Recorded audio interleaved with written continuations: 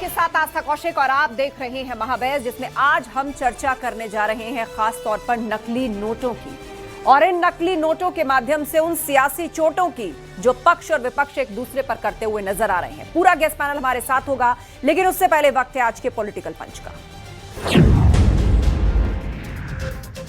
Bharatiya Janata party की सरकार में नकली नोट तो देश में आ रहे हैं और असली नोट देश से बाहर जा रहे हैं। नकली नोट देश के अंदर और असली नोट देश से बाहर जा रहे हैं। और कई लोग घबरा करके क्यों हाथा नहीं बहाता बाटी चोखा वाली पार्टी, वो भी घबराए हुए बैठे हैं।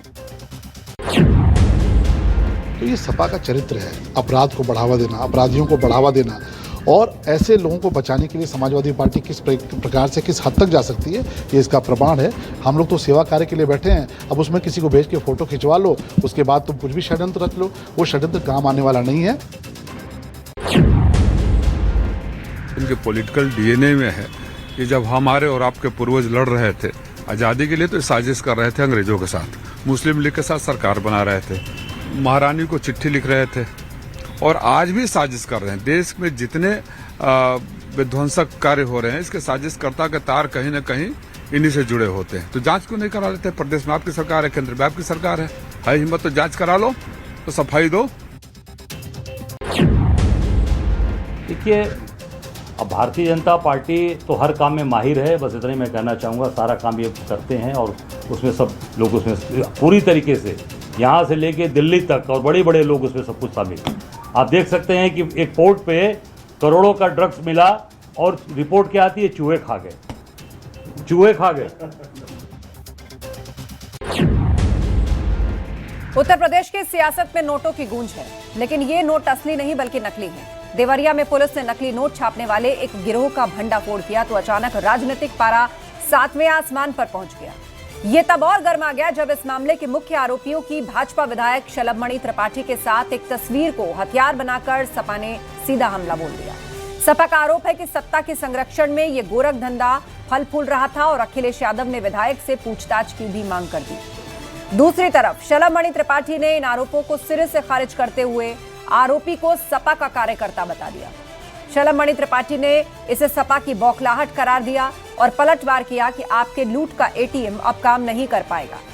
इस पूरे माहौल में सवाल ये कि नकली नोट किसको सियासी चोट, इसी पर आज की महाबहस गेस्ट पैनल हमें ज्वाइन कर रहा है। हमारे साथ खुद शलभमणि त्रिपाठी जी हैं, बीजेपी विधायक, स्वागत है आपका। मनीष शुक्ला जी हैं, समाजवादी पार्टी के प्रवक्ता, माफ कीजिए मनीष सिंह जी हैं, सपा प्रवक्ता। प्रियंका गुप्ता जी हैं, कांग्रेस की स्पोक्सपर्सन। अनिल दुबे जी हैं, प्रवक्ता आरएलडी। रमेश ठाकुर जी, वरिष्ठ पत्रकार, कुछ ही देर में हमारे साथ होंगे। आप सभी का स्वागत है। चर्चा की शुरुआत करें, लेकिन उससे पहले महाबहस के सवालों पर एक नजर डाल लेते हैं। सवाल ये, उत्तर प्रदेश में नकली नोट पर असली सियासत, नकली नोटों के गिरोह का भंडाफोड़ होता है और उसके बाद पक्ष विपक्ष की सियासत जो है वो चरम पर है और इस बीच वो शख्स फरार है। 25,000 का इनाम भी उस पर घोषित कर दिया गया, जिसे लेकर कौन किसका आदमी है, इस पर भी एक सियासी बहस छिड़ी हुई है।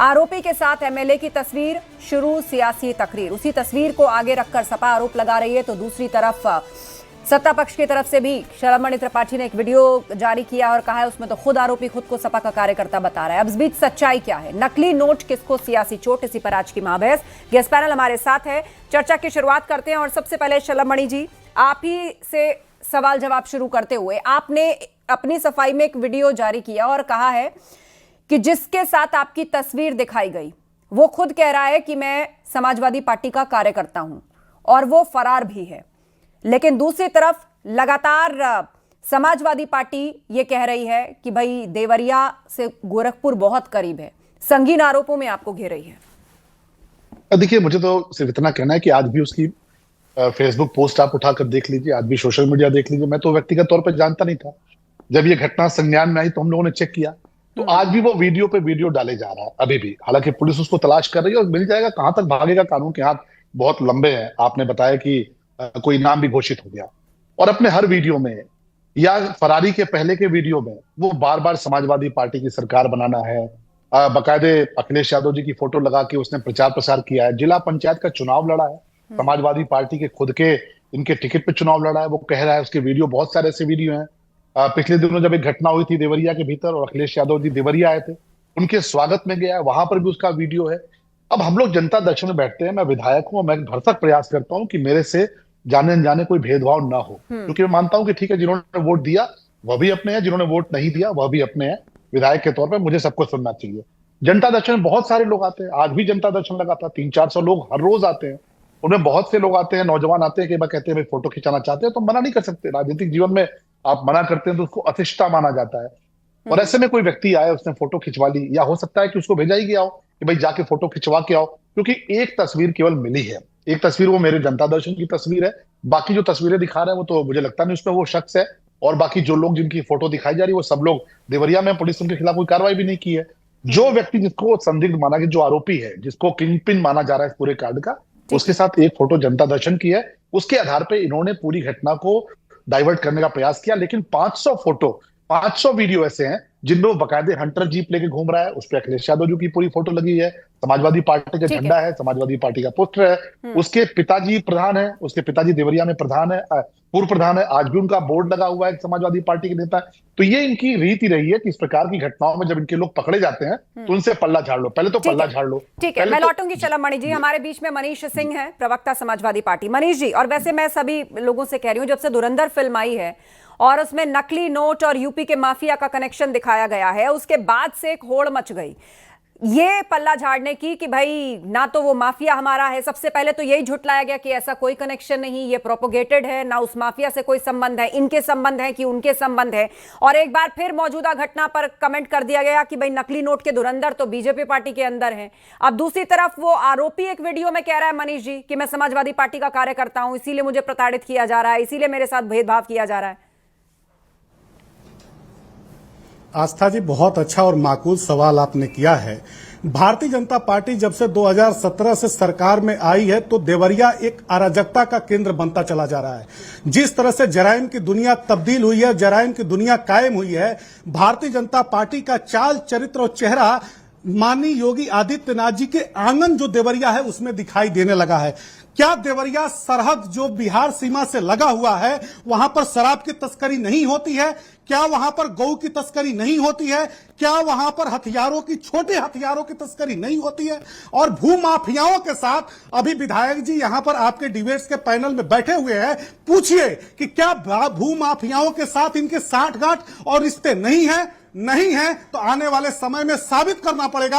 और समाजवादी पार्टी के तरफ से मैं ये कहना चाहता हूं कि आने वाले समय में देवरिया की जितनी विवादित जमीनें बिकी है उसमें कहीं ना कहीं भूमाफियाओं की आप ये बताइए, नकली नोट गैंग का जो गुर्गा है विशाल, वो सपा का कार्यकर्ता है कि नहीं है? जो वीडियो जारी किया गया है चलमणि त्रिपाठी की ओर से, वो उस पर आप क्या कहेंगे, जिसमें वो खुद ही कह रहा है? आस्था जी उसी बात पे मैं आ रहा हूं, देखिए सैकड़ों जिसके साथ तस्वीरें हैं, होली मिलन समारोह से लेकर के भारतीय जनता पार्टी के कार्यालय के अंदर बैठे हुए कार्यक्रमों की तैयारी के लिए जो तस्वीरें जारी की गई हैं उसमें स्पष्ट रूप से दिखाई दे रहा है। और एक ही व्यक्ति इनके सेवा सदन, जो सेवा इनका सदन है वो सेवा सदन तो है नहीं, वो तो मेवा सदन है, उसी सेवा सदन में सैकड़ों बार एक ही व्यक्ति के साथ तस्वीर होना क्या इस बात को तस्दीक नहीं करता है? और सुनिए, उत्तर प्रदेश सरकार की फेल्योर इंटेलिजेंस है कि उत्तर प्रदेश में अगर जाली नोटें तैयार हो रही हैं तो उसके पीछे कौन है? इस तरह की चलमणि जी इस पर बोलना चाहते हैं, लेकिन उससे पहले मैं पीसीआर से कहती हूं कि जरा सुनवा दीजिए वो वीडियो में क्या कह रहा है जो भागा हुआ है। क्या नाम है इसका? विशाल,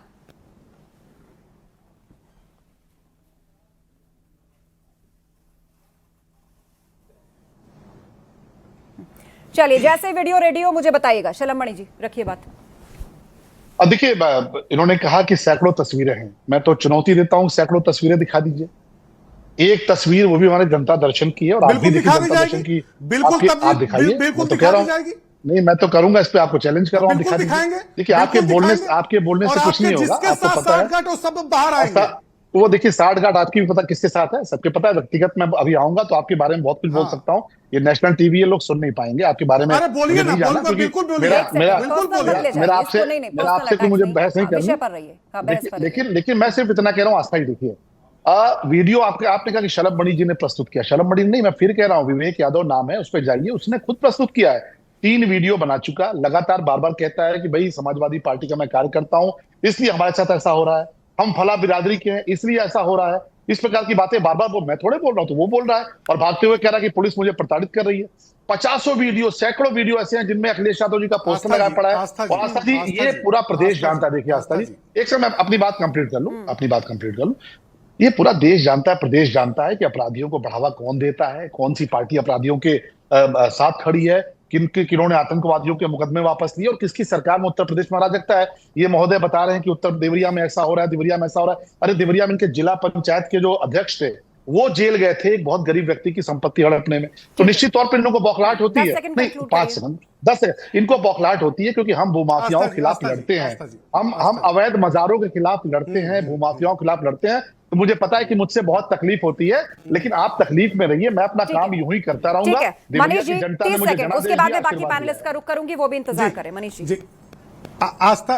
आस्था जी, झूठ छल प्रपंच को किस तरह से महिमा मंडित करके प्रस्तुत किया जाता है, ये भाजपाइयों से सीखिए। कुछ माह पहले आपको याद होगा, आप ही के साथ मैंने डिबेट किया था, कुशीनगर में जाली नोट और नेपाल तक की तस्करी दिखाई गई थी, मुकदमे दर्ज हुए थे और मिश्रा जी जो एसपी थे वो इस समय लखनऊ में घूम रहे हैं, उनको अस्थायी कोई पद नहीं मिला है, वही मिश्रा जी मुकदमा दर्ज करते हैं। और यही जो भारतीय जनता पार्टी के प्रवक्ता के रूप में विधायक जी बैठे हैं, इन्होंने बड़ा बड़ा लंबा व्याख्यान दिया था और जब हाईकोर्ट ने थपेड़ा मारा और उन सबों को बाइज्जत बरी किया तो इनके मुंह चोखा हो गए और भारतीय जनता पार्टी के नेताओं के मुंह पे कालिक पुत गए। ये भारतीय जनता पार्टी के लोग झूठ छल और प्रपंच की राजनीति करते हैं और इस तरह की गुमराह करने वाली बातें करते हैं। ठीक है, चलिए मैं लौटूंगी आपके पास। हमारे साथ प्रियंका गुप्ता जी हैं, कांग्रेस की स्पोक्स पर्सन। प्रियंका जी, आतंकवाद की अगर बात आती है तो सिर्फ वो गोली और ब्लास्ट से नहीं होता है। किसी देश की इकोनॉमी को नुकसान पहुंचाने के लिए जो नकली नोटों का रैकेट है, जो सरहद पार से बार बार आता है, नेपाल उसका एक बहुत ही मुफीद रास्ता रहा है कि कैसे भारत के अंदर उसको पहुंचाया जाता है, कहां से उसको खपा दिया जाता है। और हाल ही में तो आम लोग देख भी चुके हैं कि आतंकवाद सिर्फ गोलियों से नहीं फैलाया जाता। पिक्चर आई, भले ही उससे लोगों ने रिलेट करके भाव समझा, लेकिन वो ये भी समझे कि भाई एक आतंकवाद ये भी है किसी देश की इकोनॉमी को नुकसान पहुंचाने के लिए। तो नकली नोट के ऐसे रैकेट किनके संरक्षण में ये सब कुछ हो रहा है, कौन माफिया इसके पीछे है, और जिस गैंग को बर्स्ट किया गया है, जिसके तार सीधे सीधे एक इंटरनेशनल रैकेट से जुड़ते हैं, ये एक बड़ी चिंता है देश के लिए और जल्द से जल्द इस पर कार्रवाई होनी चाहिए और असल आरोपी पकड़ा जाना चाहिए। देखिए आस्था जी, सबसे पहले तो कहूंगी ये आतंकवाद रोकना, ये नोटबंदी, ये सब किसने किया था? ब्लैक मनी खत्म हो जाएगी तो भारतीय जनता पार्टी ने किया था। लोगों को लाइन में लगा दिया, 100 से ज्यादा लोगों की मौत हो गई, लोगों के पास शादी थी, घर में कोई भी फंक्शन था, उसके लिए पैसा नहीं था।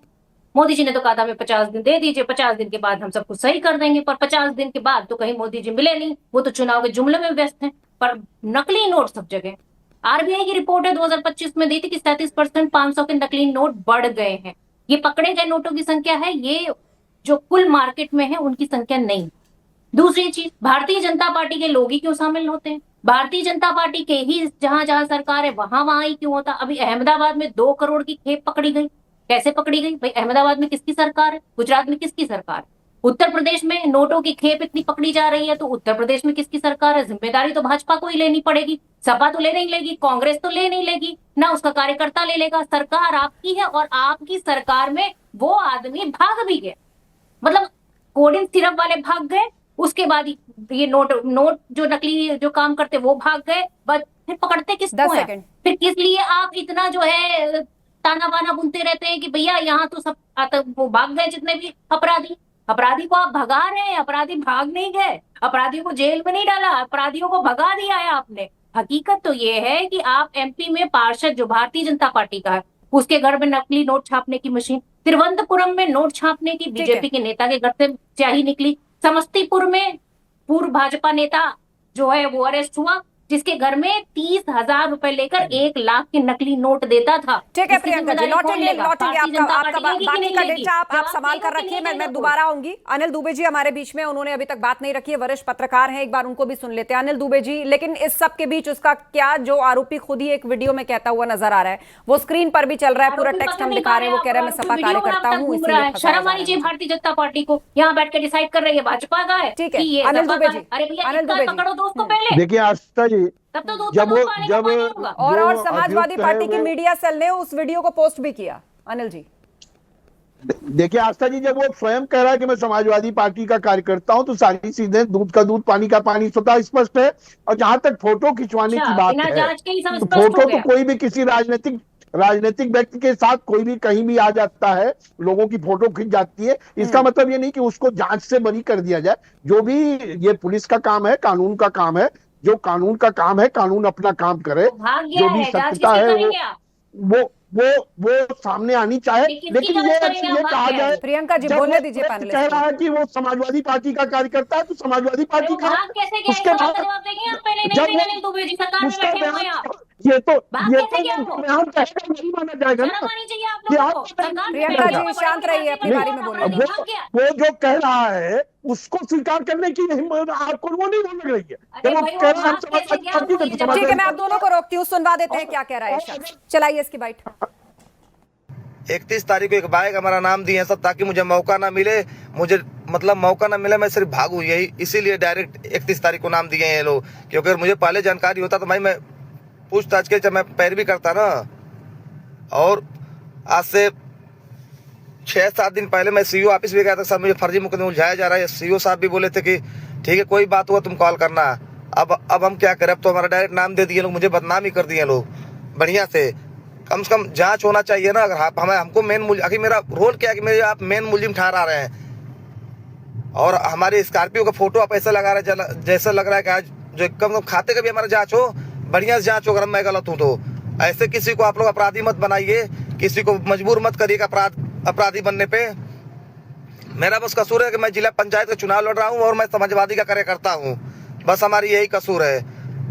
गौरी भैया थाने पे जब मैटर आया उसके बाद से ये कहानी यहाँ रची गई हमारे खिलाफ, क्योंकि मैं उस थाने वो कह रहा है जिला पंचायत का चुनाव लड़ रहा हूं, समाजवादी पार्टी का कार्यकर्ता हूं, मुझे फर्जी मुकदमों में फंसाया जा रहा है। कुछ पुराना ये वीडियो है, इसको सपा की आईटी सेल ने पोस्ट भी किया था। करता है तो समाजवादी पार्टी का कार्यकर्ता है, उसके खिलाफ जो भी कानूनी कार्रवाई होनी चाहिए। ठीक है अनिल जी। हाँ, रमेश ठाकुर जी, अनिल जी मैं लौटूंगी आपके पास। रमेश ठाकुर जी।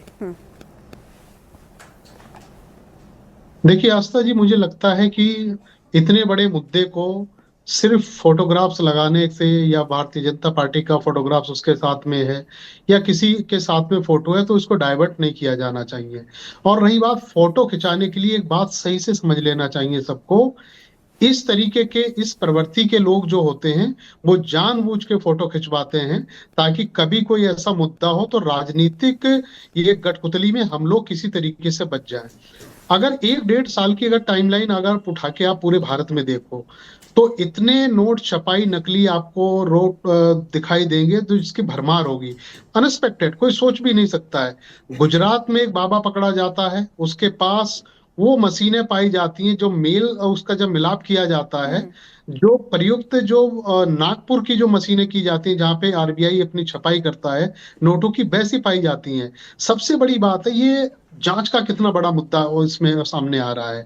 इसमें high security pin, coating machine, उसकी स्याही और उसका एक ऐसा पेपर जो आरबीआई के अलावा कहीं किसी के पास नहीं होता है, वो पेपर इस्तेमाल होता है। मैं कुछ दिन पहले श्रीलंका में था। श्रीलंका में इस तरीके के नोटों की जो भरमार थी, वहां खुद रैकेट पकड़ा गया जो भारत से नकली नोटों की खपत वहां जाती है, क्योंकि श्रीलंका हो गया या फिर नेपाल हो गया, जो आसपास के जो कंट्रियां हैं, तो हमारे यहाँ के जो नोट है वो आराम से चल जाते हैं, लेकिन वो इतनी जल्दी मिलान नहीं कर पाते हैं कि सही नकली है या फिर ये असली है। तो अब आप वहां अंदाजा बहुत आसानी लगाइए से कि इस तरह के इंटरनेशनल रैकेट की जड़ें कितनी गहरी हैं, दूर दूर तक फैली हुई हैं। मनीष जी, बगैर सियासत के इस पर इंक्वायरी पूरी होनी चाहिए और पूरी होने देनी चाहिए, क्योंकि ये देश का मामला है। आस्था जी, समाजवादी पार्टी स्पष्ट मांग करती है कि देश में जो इंटेलिजेंस फेल्योरनेस है उसका यह परिणाम है कि इस तरह की चीजें देश में घटित हो रही हैं। भारतीय जनता पार्टी सबका साथ, सबका विकास, सबका विश्वास का नारा देती है, लेकिन इन नागपुर के नारंगियों से पूछिए, भारतीय जनता पार्टी के लोगों से पूछिए कि जनता को गुमराह करके सत्ता हासिल करना एक अलग बात है, लेकिन भारतीय जनता पार्टी के शासनकाल में हत्या, लूट, डकैती, बलात्कार, छिनैती पहचान बन चुकी है। उत्तर प्रदेश आज जराइम की दुनिया में तब्दील हो चुका है। और योगी आदित्यनाथ जी ने सीना ठोक के कहा उत्तर प्रदेश की विधानसभा में कि योगी आदित्यनाथ जी जब कहते हैं कि समाजवादी पार्टी गुंडों की पार्टी है, उसी भाषा का इस्तेमाल देवरिया के तमाम भारतीय जनता पार्टी के जनप्रतिनिधि करते हैं। मैं पूछना चाहता हूं कि जब हमारे नेता श्री अखिलेश यादव जी ने कहा कि टॉप 100 अपराधियों की सूची जारी करिए, आज तक क्यों नहीं किया गया? टॉप 10 अपराधियों की सूची जारी करिए, क्यों नहीं किया गया? अगर अपराध की मैं लौटूंगी आपके पास। शैलमणि जी, घूम फिर कर ये सवाल सत्ता पक्ष की ओर आता है कि अगर इतने रैकेट पकड़े जा रहे हैं तो ये कब से चल रहे थे, कौन कौन इसमें इन्वॉल्व है, इसकी सीधी सीधी जानकारी या सीधी सीधी जिम्मेदारी सरकार पर बनती है? निश्चित तौर पे देखिए, सरकार अपना काम कर रही है और मुझे लगता है किसी कारणवश बहुत सारी रिकवरीज हो रही है, बहुत सारे लोग गिरफ्तार हो रहे हैं। जहां तक अभी हमारे समाजवादी पार्टी के साथी ने कहा, कानून व्यवस्था को लेकर उत्तर प्रदेश में आप पिछले 9 वर्षों में कह सकते हैं कि पूरे देश में मिसाल दी जाती है। बड़े बड़े जो माफिया थे, जिन माफियाओं को समाजवादी पार्टी ने पाल पोस कर बड़ा किया, अब वो चाहे अतीक अहमद हो, चाहे वो मुख्तार अंसारी हो, आपको पता नहीं 4 लोग गिरफ्तार हो चुके हैं। बीच में टोकिए मत, वरना मैं भी बीच में टोकूंगा, फिर आप बोल नहीं पाएंगी। 4 लोग इसमें गिरफ्तार हो चुके हैं, 4 लोग गिरफ्तार हो चुके हैं, 4 लोग गिरफ्तार हो चुके हैं। एक व्यक्ति फरार पकड़ा जाएगा, चिंता मत करिए। 4 लोग गिरफ्तार हुए, एक व्यक्ति पकड़ा जाएगा। आप लोग मुख्तार को पालने वाले लोग हैं, आप अतीक को पालने वाले लोग हैं। आपको, मुझे पता है बहुत दर्द होता है जब योगी आदित्यनाथ जी की सरकार में ऐसे माफिया मिट्टी में मिलते हैं, तो प्रियंका जी आपको बहुत तकलीफ होती है, मुझे पता है, क्योंकि मुख्तार को तो आपने पाला था। मुख्तार को पंजाब के भीतर ले जाके आपने छुपा कर जब रखा था, जब यहाँ पे कृष्णानंद राय जी की बेवा ने चिट्ठी लिख कर दी थी कि भाई आप उसको छोड़ दीजिए। प्रियंका जी जवाब सुनिए। देखिए, प्रियंका जी को तकलीफ होनी वाजिब है। मुख्तार अंसारी को पंजाब में छुपा कर रखा था इन लोगों ने, और जब पंजाब में छुपा कर रखा था तब जाकर जब योगी जी की पुलिस बार बार यहाँ से जाती थी, मुख्तार अंसारी को वापस दे दो, ये छुपा कर रखते थे। बकायदे आम आदमी पार्टी के मंत्रियों ने खुलासा कर दिया कि कैसे बोले जा रही है, कोई खुलासा हो रहा है, इनकी पोल पट्टी खुल रही है। मुख्तार अंसारी को रिश्तेदार बना के रखा था इन लोगों ने, मुख्तार अंसारी को आका बना के रखा था। अब मुख्तार अंसारी का सफाया हो चुका है, अतीक अहमद का सफाया हो चुका है, तो प्रियंका जी को तकलीफ होनी वाजिब है, कांग्रेस पार्टी को तकलीफ होनी वाजिब है, समाजवादी पार्टी को तकलीफ होनी वाजिब है। आज उत्तर प्रदेश में रूल ऑफ लॉ है और जो बड़े बड़े माफिया हैं उन माफियाओं का पूरी तौर पर सफाया हो चुका है। उत्तर प्रदेश में रूल ऑफ लॉ है। अपराधी यहाँ पर सब जानते हैं कि अपराधी अगर अपराध करता है, प्रियंका जी शांत रहिए। मुख्तार अंसारी पर जब आपसे पूछा जाता है तब आप विषय को डाइवर्ट कर देते हैं। देखिए आस्था जी, आप देखिए आस्था जी, बेचैनी देखिए, मुख्तार अंसारी, अतीक अहमद का नाम आते ही कांग्रेस और सपा में बेचैनी कैसी होती है आप ये देखिए। जिस गली के गुंडे को पाल पोस के इन लोगों ने एमपी बना दिया, एमएलए बना दिया, और कांग्रेस पार्टी के लोगों ने खुलेआम जिनको संरक्षण दिया। आज जब उत्तर प्रदेश में रूल ऑफ लॉ है तो इनको तकलीफ होनी वाजिब है, क्योंकि यहाँ पर कार्रवाई हुई है, कोई अपराधी सर नहीं उठा सकता। जितने ऑर्गेनाइज गैंग थे, जो बड़े बड़े माफिया उत्तर प्रदेश को क्लस्टर में बांटकर पूरे उत्तर प्रदेश में राज करते थे, आज उनका सफाया हो चुका है। तो कांग्रेस पार्टी यहाँ की अजय राय जो कि स्टेट के प्रेसिडेंट है, आज इनकी अजय राय के भाई की हत्या मुख्तार ने की, अजय राय के भाई की हत्या मुख्तार अंसारी ने की। समय नहीं चाहिए बोलने के लिए आगे, उसके बावजूद आपको आगे बोलने का समय नहीं चाहिए। प्रियंका जी शांत रहिए, 10 सेकंड कंक्लूड करिए। शैलमणि जी, फिर प्रियंका गुप्ता जी। प्रियंका जी शांत रहिए। अब 2 लोगों ने सवाल पूछा, जवाब तो सुनिए ना, फिर आप काउंटर क्या करेंगे? आप खुद नहीं सुन पा रहे हैं उनको। इनके जो प्रदेश अध्यक्ष है अजय राय, इनके प्रदेश अध्यक्ष अजय राय के भाई की हत्या मुख्तार अंसारी ने की। उसके बाद भी मुख्तार अंसारी को ये पालते पोसते रहे पंजाब के भीतर। ये पूरा देश जानता है। प्रियंका वाड्रा को कृष्णानंद राय की विधवा ने चिट्ठी लिखी कि भाई मुख्तार अंसारी को वापस कर दो, क्यों छुपा के रखे हो। इस प्रकार की मानसिकता इनकी है और इसलिए इनको तकलीफ होती है, क्योंकि आज अपराधियों के खिलाफ कार्रवाई हो रही है। कोई अपराधी जेल में रहेगा तो उसको पालते पोसते नजर आता है। भैया आप लोग जो अपने विधायकों को छुपा के रखे थे, आपने छुपा के रखा था मुख्तार अंसारी को। पंजाब में जेल के भीतर वो नहीं रहता था, जेल के बाहर घूमता था, और वहां की मीडिया ने रिपोर्ट की कि कांग्रेस पार्टी की जब हुकूमत थी पंजाब के भीतर, और आपने मुख्तार अंसारी को जेल से बाहर छोड़ रखा था, वो अय्याशी करता था वहां पर। इस प्रकार का आपने उसको संरक्षण दे रखा था। तो ऐसे में आप जरा सोचिए कि आपकी मानसिकता क्या है। प्रियंका जी, हर बार एक मेडिकल रिपोर्ट लगवा दी जाती थी, और पंजाब की विधानसभा के अंदर तो बाकायदा सरकार ने कितना करोड़ खर्च किया है मुख्तार को जेल में रखने के लिए, उसका भी जिक्र है। आप इससे डिनाई करेंगी?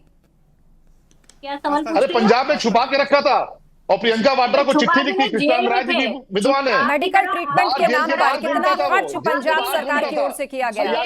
जब जब यहाँ लाने की या कस्टडी की बात होती थी तो एक मेडिकल रिपोर्ट लगा दी जाती थी, सर से लेकर पांव तक, मतलब कोई ऐसा ऑर्गन नहीं जिसमें बीमारी का मेडिकल रिपोर्ट सामने ना आया हो। मानसिक से लेके हर एक बीमारी जो थी वो मुख्तार को लगवा दी गई। करोड़ों खर्च हुआ पंजाब की विधानसभा में, वहां के बताया भी गया कि इतना लगा है मुख्तार को। जेल में था मैडम, वो खुला थोड़ी घूम रहा था, वो पंजाब की जेल में घूमता था। मीडिया रिपोर्ट किया, मीडिया ने स्टिंग ऑपरेशन किया। इनकी तरह पंजाब की सरकार ने खुला छोड़ रखा था, जेल के बाहर किराए पे घर लिया हुआ था। ये भी तो बताइए, मुख्यमंत्री के सजाती अपराधी 40 सेकंड है मेरे पास। मुख्तार अंसारी खुलेआम घूमता था।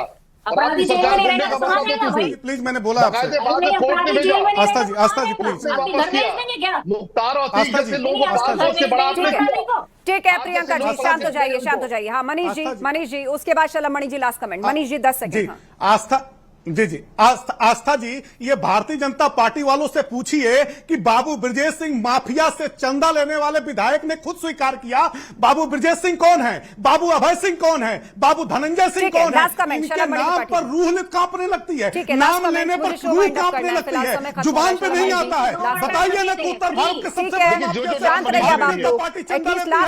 नाम नहीं लेंगे क्या? इन गुंडों मवालियों से, इन गुल्ली डंडा खेलने वाले, बैट बॉल खेलने वाले मनीष जी सवाल हो गया, आप उस पर जवाब सुन लेते हैं। बोलिए खामोश हो जाती है क्या? ये भारतीय जनता पार्टी का चरित्र नहीं है, ये तारीपार पार्टी है। इस तारीपार पार्टी वालों से देखिए, बोलेंगे नहीं, आप